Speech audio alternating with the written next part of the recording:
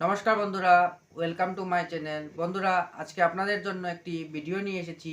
ভিডিওটিতে একটি বিষয় আছে। বিষয়টি আপনাদের মধ্যে একটি অন্যতম বিষয়, যা আজকে আপনাদের মধ্যে তুলে ধরব। সেই জন্য ভিডিওটি আপনারা দেখেন।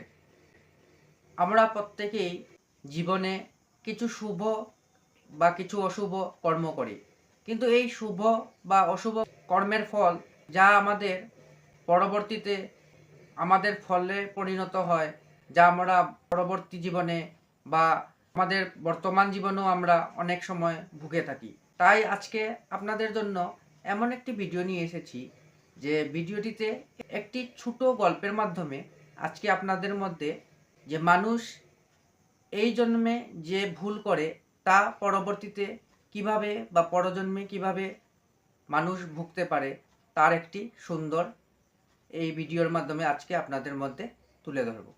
সেজন্য ভিডিওটি যত পারেন দেখেন এবং অন্যদেরকেও এই মোটিভেশনাল ভিডিওগুলি শেয়ার করবেন। সমাজে পরিবর্তন আনা অনেক জরুরি, তাই এই ভিডিওগুলির মাধ্যমে যাতে সমাজে পরিবর্তন আনা যায়, তাই আমি প্রত্যেক দিন বা সপ্তাহে একদিন 2 দিন একটি ভিডিও বানিয়ে থাকি, যাতে সমাজে পরিবর্তন আনা যায়। তাই ভিডিওটি আপনারা দেখার অনেক অনুরোধ রইল। এবং শেষে ভিডিওটি যদি আপনাদের ভালো লেগে থাকে, তাহলে চ্যানেলটিকে সাবস্ক্রাইব করে রাখবেন।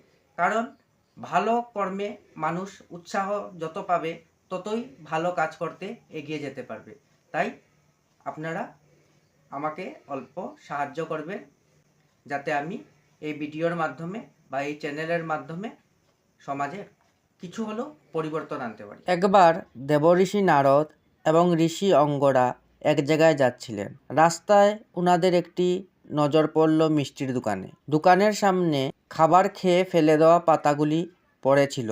সেখানে ভর্তি হয়েছিল পাতাগুলি। ওই পাতার মধ্যে খাবার খেতে একটি কুকুর আসলো। কুকুরটির মুখ দেবার আগেই ওই দোকানের মালিক কুকুরটিকে লাঠি দিয়ে জোরালোভাবে মারল।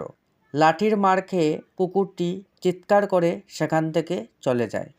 এই দৃশ্য দেখে দেবঋষি নারদ হাসতে লাগলেন। ঋষি অঙ্গরা দেবঋষিকে জিজ্ঞাসা করল, হাসার কারণ কি? নারদ বললেন, হে ঋষিবর, এই দোকান প্রথম একটি চিপটে ব্যক্তির ছিল। সে তাহার জীবনে অনেক টাকা উপার্জন করেছিল, কিন্তু এই জন্মে সে কুকুর হয়ে জন্ম নিল এবং এই দোকানের মালিক তাহার পুত্র। দেখেন, যাহার জন্য সে বিপুল অর্থ উপার্জন করল, আজ তাহার পুত্রের হাত থেকে তাহাকে ফেলে দেওয়া খাওয়াও মিলল না। কর্মফলের এই খেলাটি দেখে আমার অনেক হাসি পেয়েছিল।